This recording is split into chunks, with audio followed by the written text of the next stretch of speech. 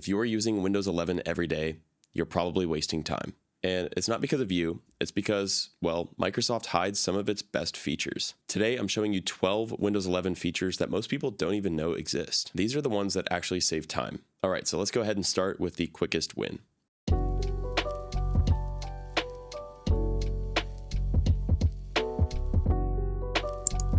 All right, guys, so the first feature, and we've talked about this before, this is the Snap Layouts feature. This is especially useful if you're working on either a single monitor or a laptop, or maybe just two monitors like I have. The Windows 11 Snap Layouts feature lets you arrange apps instantly without dragging the windows around. So how do we do that? Well, let's pull up a few windows. So for example, I'll do Chrome and After Effects, okay? All I have to do is hover over this button, and I can just click. Let me minimize After Effects. Okay, so we've got Chrome open up in a snap layout on the left. And now with After Effects, we're gonna do the same thing. I'll hover over Maximize and I'll press the box on the right, or I guess it'll auto snap it to the left.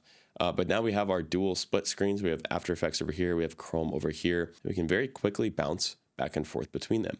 Another cool little feature is if we click and drag this little divider, we can make one smaller than the other. So the most common use for me is I'll do a Google Meets or a meeting, and I'll make my notes really small and I'll keep the meeting a little bigger, or vice versa. All right, so the next one we're gonna look at is Clipboard History. We can access this by hitting Windows key together with V. So what does this do? Well, we can paste anything that we copied earlier in the day, so texts, links, or screenshots, and we can even pin items that we use all the time. Super handy. This is called the Clipboard History. Now, feature number 3 is Quick Settings Customization. So Windows 11 has a quick settings panel, which we can see right here towards the bottom. And this is actually customizable. They actually removed the settings button, I just found out.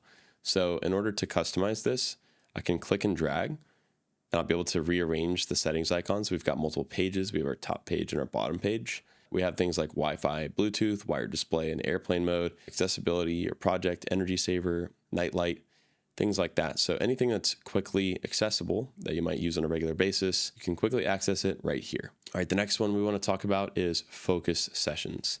This one is really key for me because it allows me to set a certain amount of time where I need to work without distractions. And the focus mode that's built into Windows 11 is pretty cool. So we can access this by going to Settings. That's Windows key and I together. From Settings, we have System, and then we're going to find Focus right here. So we can customize it. I have mine, basically, I have everything checked. So it's going to turn on Do Not Disturb, hide flashing on taskbar apps, hide badges, and show the timer in the clock app. We can set our duration, and then we can press start. And as you can see, the notifications and the banners down here just went away. And then this also has a 5-minute break configured every 20 minutes. I use the Pomodoro method sometimes. If I go into settings here, I can adjust my focus periods and my break periods. So I could either set this to automatic and then my break period to 5 minutes like I had shown you guys, or we could set a longer focus period with a longer break. You can see here that this also automatically starts music on my Spotify when a focus session starts. All right, the next feature we want to show you guys is virtual desktops. So we've talked about this before on the channel as well. This one's really easy. If we hit Windows key and tab together, at the bottom we can see we have several different desktop options. So if I create a new desktop, I'm just going to call this, it looks like I'll need to right click and then rename it. So I'll do test desktop. And so on this desktop, I can create this as a virtual one to separate my work. So for example, I can build this one out how I would like to for personal and then keep the other one for work. I could do one for browsing alone if I wanted to. And so this is just a way to keep your organization a little bit better, and we thought it was worth showing.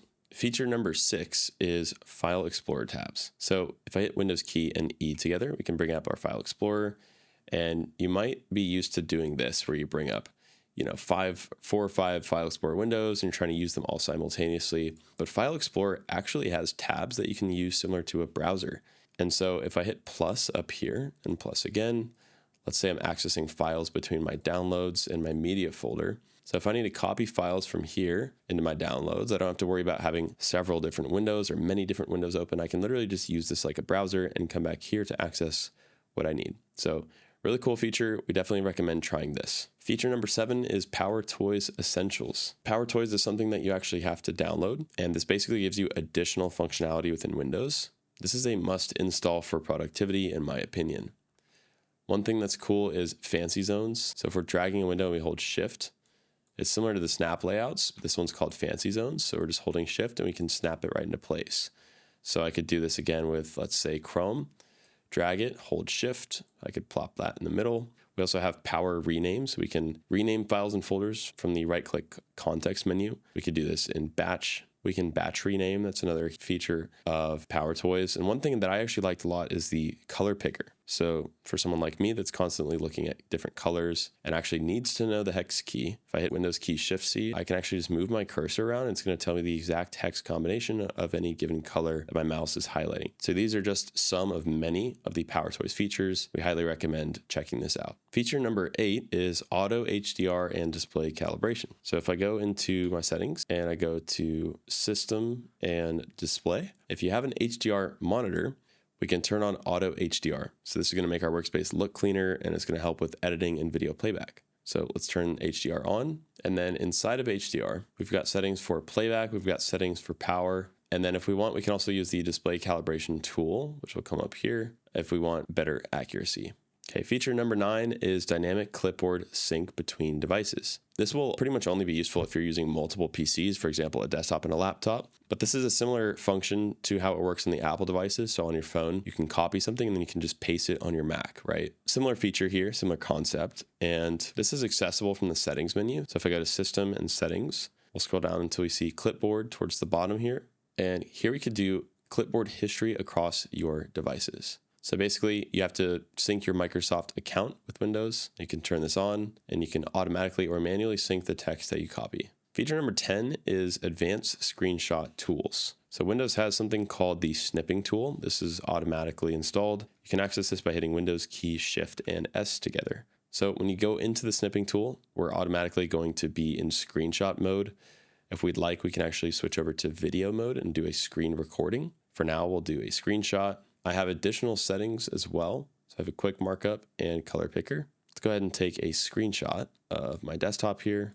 And then to show you guys the video recording capability, I can also drag. I could do it on either of my monitors. So you wouldn't see the one on the left here, but say I want to record this one. And then I could start that recording. And then we can stop that recording to save it. With the snipping tool, it saves the screenshots to a specific folder that I'll show you in a second. The video, you have to manually create your save. And so it might actually save it as well, but we can save as right here if we'd like to. You can also automatically open it in Clipchamp, which is an editing software that comes with Windows 11 Pro. You can also share the video, and we've got some other options as well. If you want to access the screenshots, simply just do Windows key and S together to bring up your search. We're literally just going to type screenshots. You'll see this folder come up. It should be in your C drive. And there we can see the screenshot that we just took. All right, the next feature is taskbar settings. So taskbar settings are pretty useful depending on your workflow. If we right click anywhere on the taskbar, we can hit taskbar settings. Here we can control things like widgets. We can control our search box. We can actually change our system tray icons. We can access our date and time, our notifications, taskbar behaviors as well. So under taskbar behaviors, you may want to show badges on the taskbar apps, or you may not want to.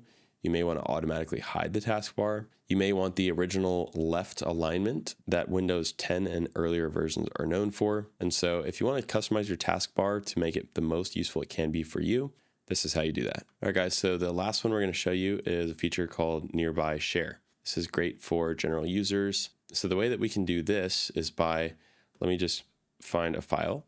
So I'll just go to a file in my downloads. Okay, we've got a file here, and I'm going to right click it.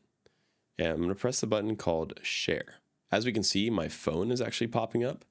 I've got some quick options like email. So I can email this myself through Gmail, it looks like, or Outlook. And then we can also access various applications like WhatsApp, Telegram, or Instagram. Let me try clicking my phone and see what happens. All right, so it's actually going to prompt us to set up the phone link, which we've done on the channel before. If you'd like to see our tutorial for how to set up and use the iPhone link feature in Windows 11, we have a full video on this and you can watch that right here. Okay, so my phone link is configured. Let's give this a shot. So I'll right click on this video that I wanted to send to my phone. I'll click share and I'll click my phone. Now it looks like it's still kind of loading the setup, so I'm not actually able to get this to work right now. All right, so I'm having trouble getting the Bluetooth to connect right this second. But even if you just use the other share options, it's nice to know that you can quickly go in here and email this to yourself through Outlook. There are really quick ways to share files by utilizing that share button. So those are the 12 Windows 11 features that you probably weren't using, but now you know how to. All right, guys, so that's going to do it for today's video. If you have any questions about anything we covered, feel free to drop those in the comments below, and we'll get back with you as soon as we can. If you're interested in purchasing Windows 10, Windows 11, Microsoft Office, Windows Server, remote desktop licenses, or a wide variety of other Microsoft software at a great price, be sure to check out Indigo Software. We'll have those links down below. As our channel continues to grow, we're constantly looking for new video topic ideas. If you have any idea suggestions, we'd love to know what those are. Most viewer commented requests get featured on our channel. Lastly, a like and subscribe would mean a lot to us as it helps to support the channel. So thanks again for watching. We'll see you guys next time.